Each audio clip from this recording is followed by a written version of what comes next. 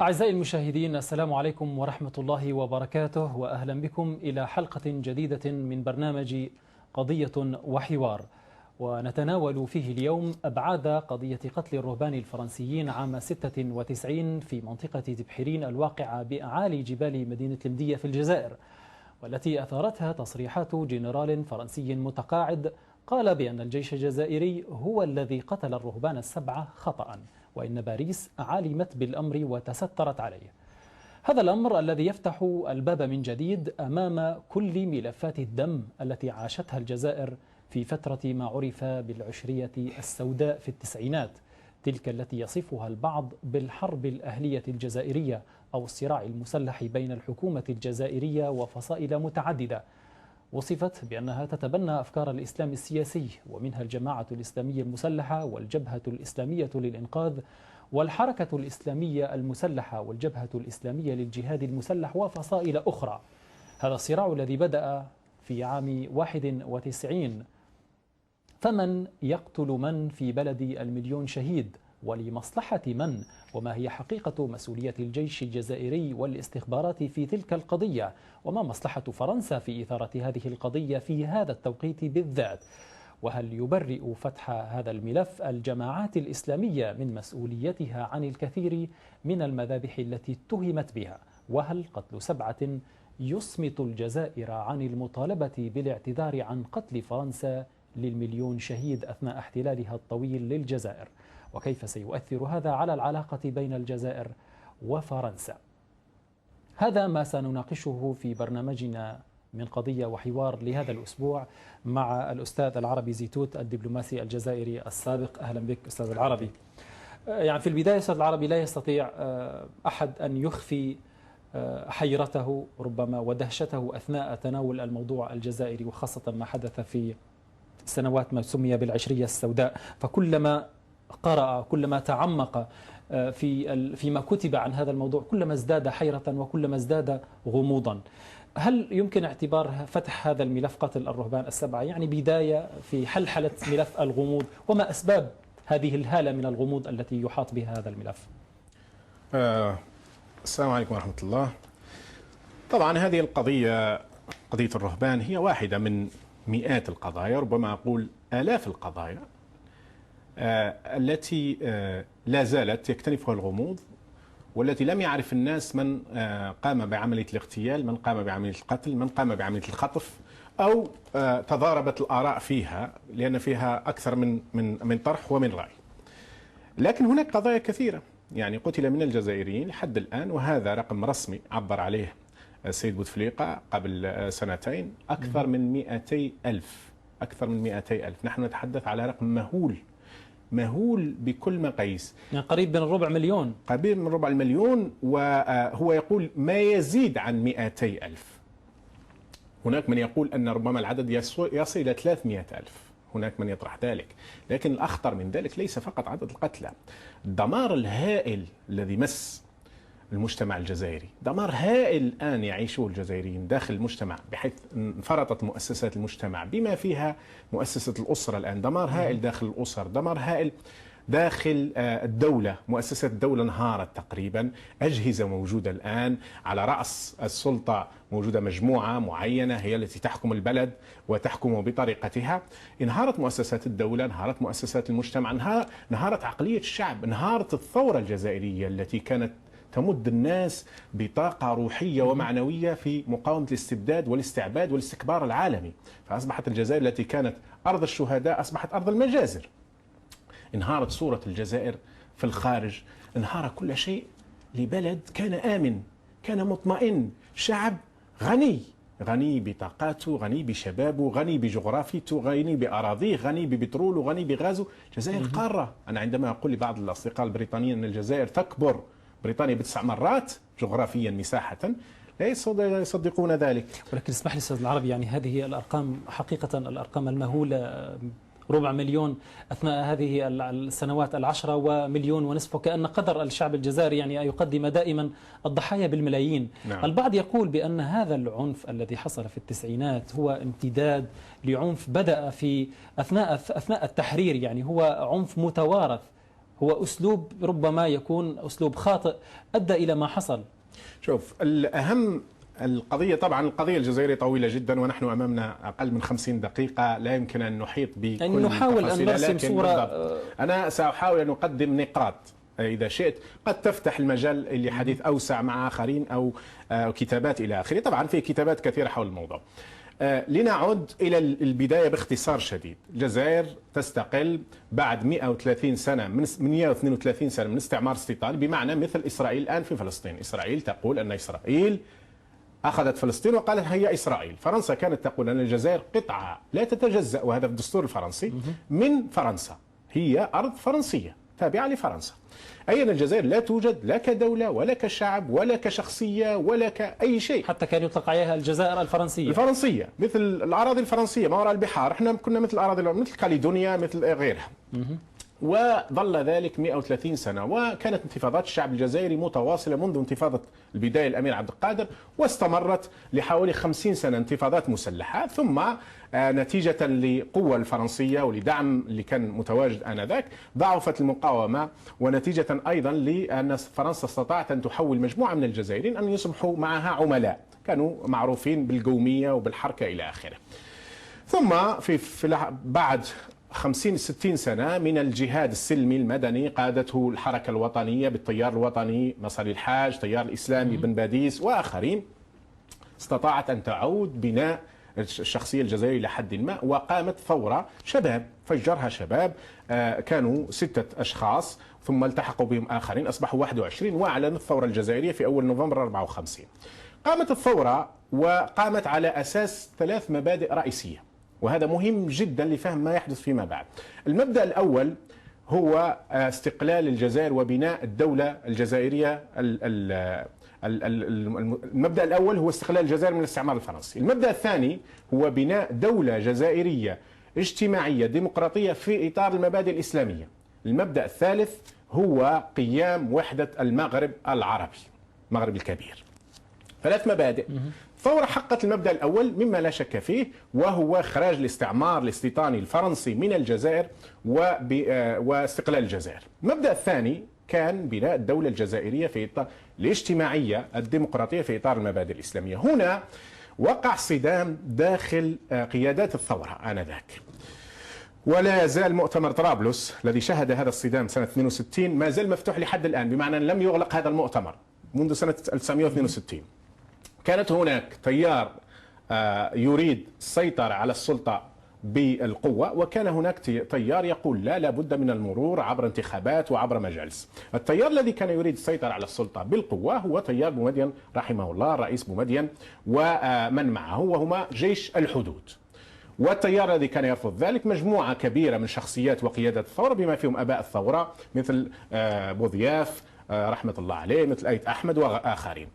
لكن التيار الانقلابي فرض الأمر بالقوة بالمدافع، دخلوا إلى العاصمة بالمدافع وعينوا بن بلة رئيسا للدولة، وإما قتلوا أو اضطروا آخرين إلى الهروب مثل أيت أحمد وبوضياف إلى آخره. أي قيادات الثورة الأساسية هربت إلى المغرب وإلى أوروبا إلى آخره، التي كانت تتبنى الطرح الثاني الذي الطرح الثاني وهو الطرح المدني، بحيث تكون هناك دولة مدنية يختارها الشعب وتكون تعود الكلمة للشعب وتعود الكلمة. كان هناك برلمان، فكان أول انقلاب في تاريخ الجزائر هو انقلاب جيش الحدود على البرلمان الذي كان قائما آنذاك والحكومة المؤقتة لصاحبها يوسف بن خدة رحمه الله.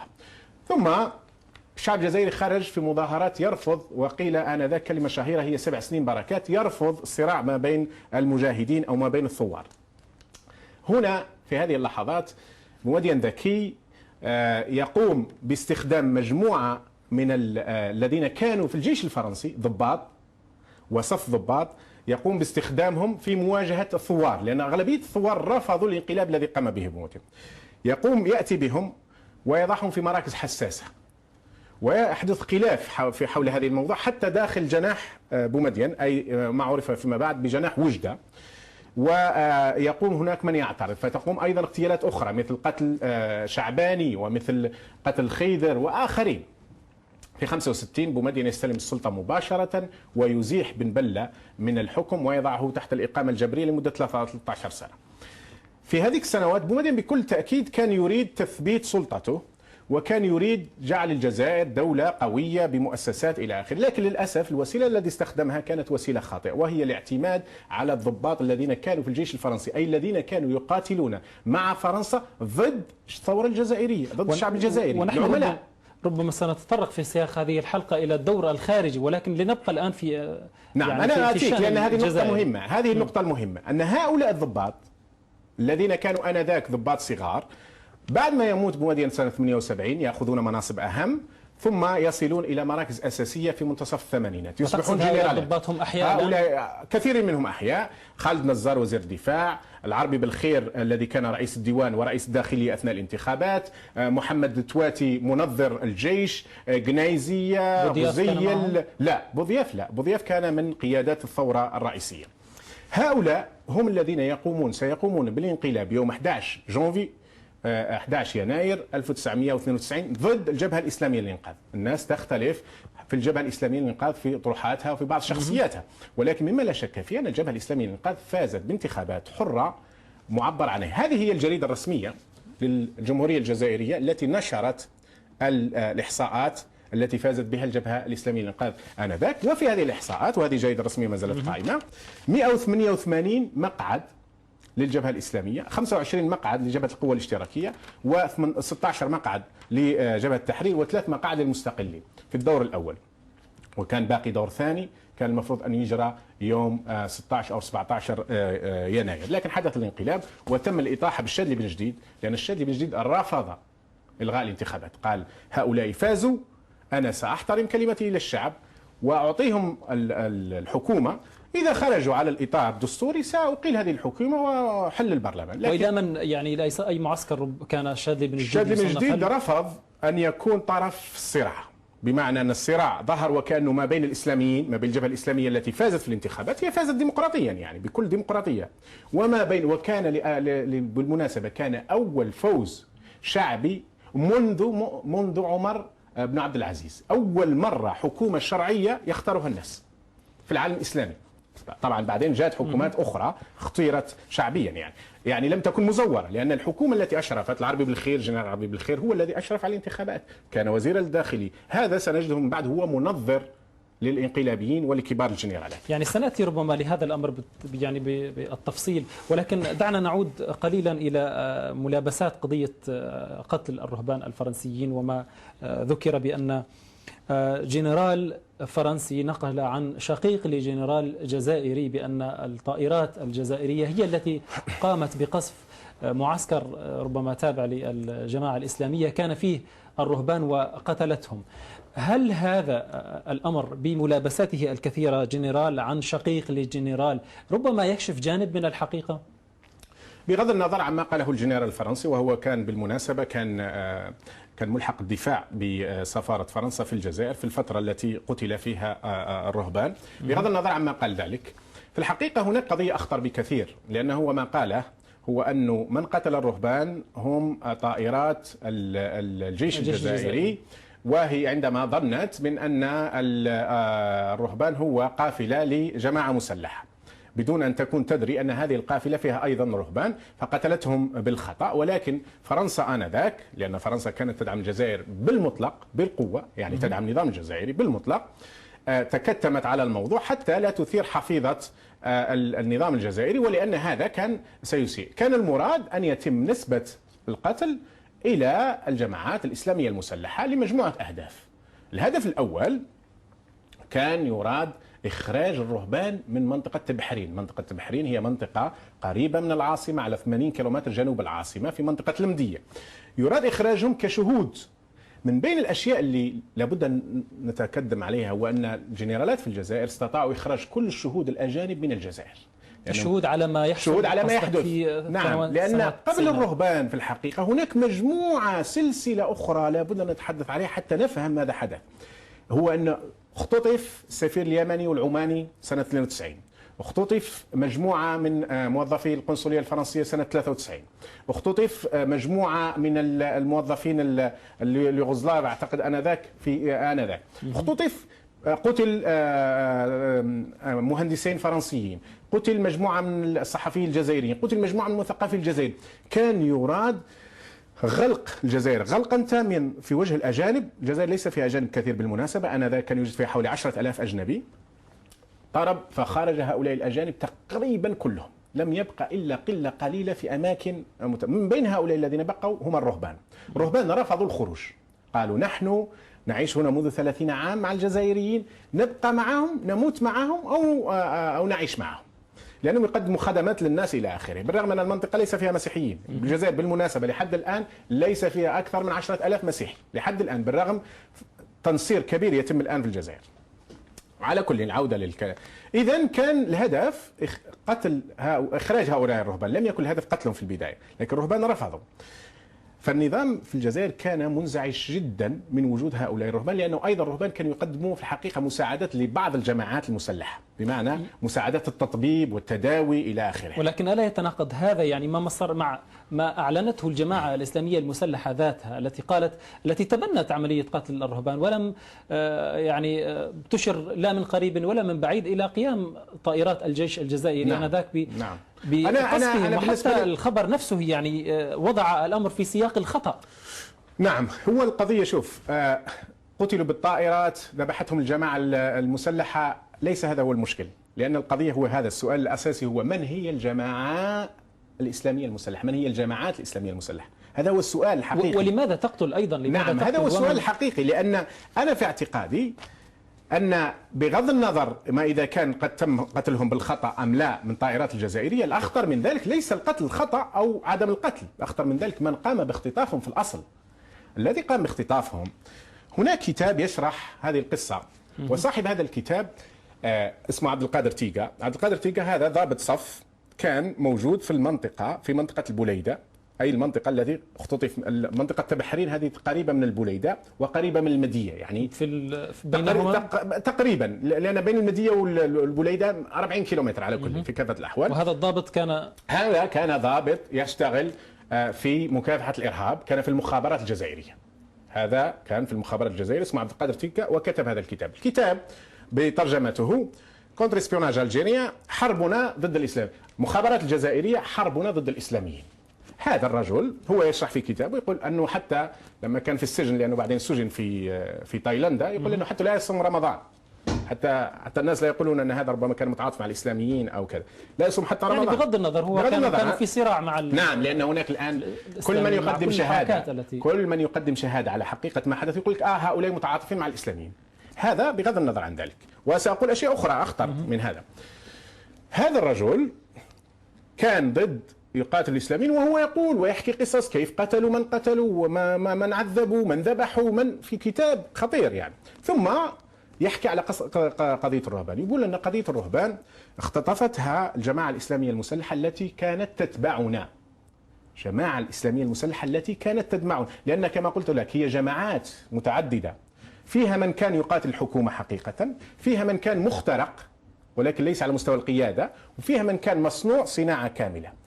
لكن المخترق، الجماعة الإسلامية التي كانت تتبع زيتوني، اخترقت في القيادة، وهناك شهادات أخرى لذلك وسأذكرها فيما تأتي. يعني هل هي أسست ثم اخترقت أم أنك لا، هي أسست إسلامية، هي بدأت إسلامية ثم انتهت مخابراتية، بمعنى أنهم الذين في البداية أسسوها كجماعة إسلامية تقاتل، لكن هي كانت في عناصر متطرفة جدا من التكفير والهجرة، من عدة عناصر متطرفة. الفكر المتطرف كلما ازداد التطرف سهل اختراقه، هذه القاعدة.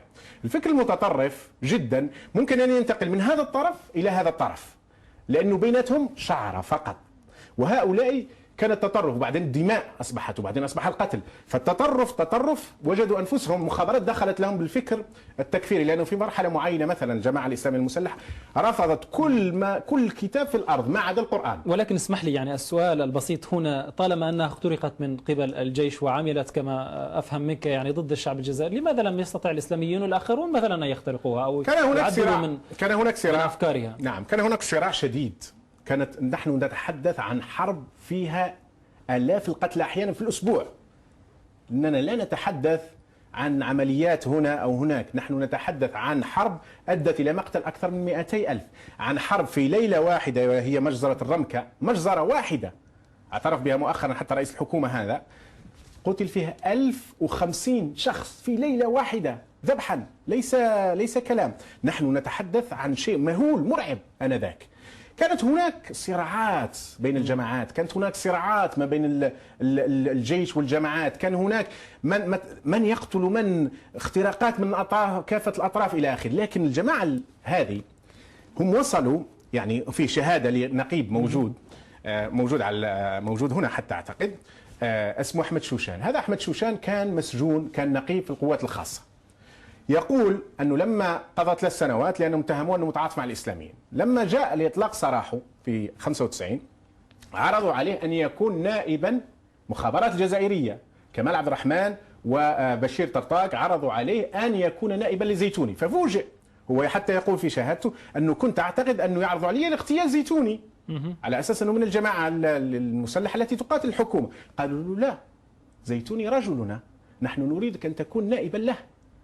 ففوجئ الرجل ثم اضطر الى الهروب. قصه طويله منشوره على الانترنت. يعني عفوا، لا اردت ما اريد ان اقوله هنا ان جمال زيتوني والجماعه الاسلاميه المسلحه بعد 95 في منتصف 95 انتقلت، يعني لما انتقلت القياده الى جمال زيتوني في اكتوبر 95 من جماعه اسلاميه مقاتله لكن مخترقه في حدود معينه الى جماعه ما يسمى بالكونتر ريفولوشنري، ما يسمى بالحرب المضاده، الى جماعه. نعطيك لتقريب المثال، الان في العراق كانت هناك جماعات تقاوم الولايات المتحدة الأمريكية مقاومة، الآن أصبحت صحوات بمعنى ميليشيات مع القوات الأمريكية تقاتل مقاومة. هذا إذا أردنا انتقلت الجماعة الإسلامية المسلحة من جماعة تقاتل الحكومة إلى جماعة تقاتل لمصلحة الحكومة. ولماذا ربما أيضا هذا البعض يقول بأنها ربما أيضا تكون من نتاج الحركات الإسلامية نفسها، يعني هي أنتجتها لكي تقاتل على جبهة بأسلوب مختلف وبعيدا عن أن تتأثر هي بنتائج ما تقوم به هذه الجماعات. لا يمكن ذلك، لأنه باختصار بسيط دعني أقدم لك مثلا بصورة سريعة جدا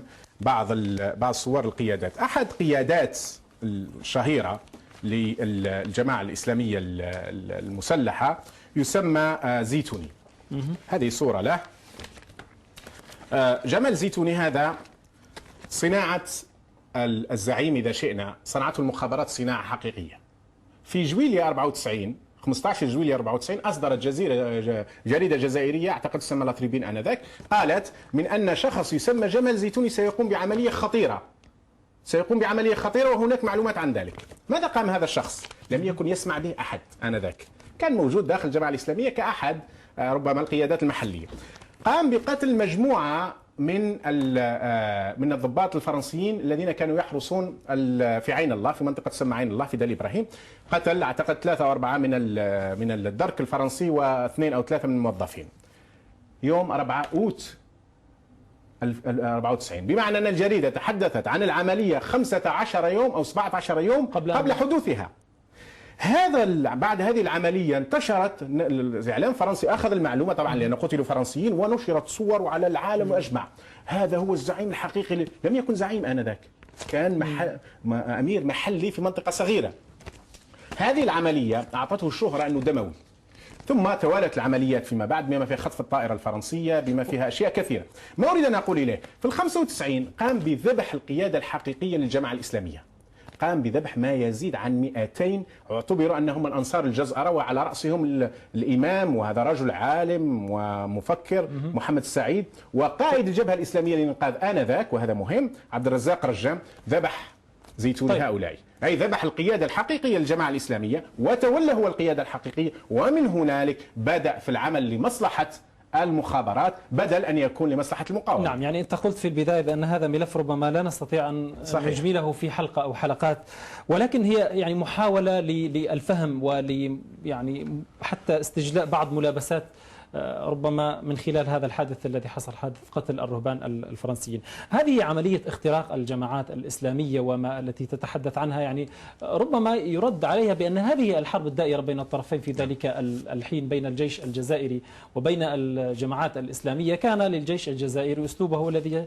يعني من خلاله يدير المعركة مع الإسلاميين، ولكن الإسلاميين يعني على الطرف الآخر ماذا كان دورهم في إدارة المعركة؟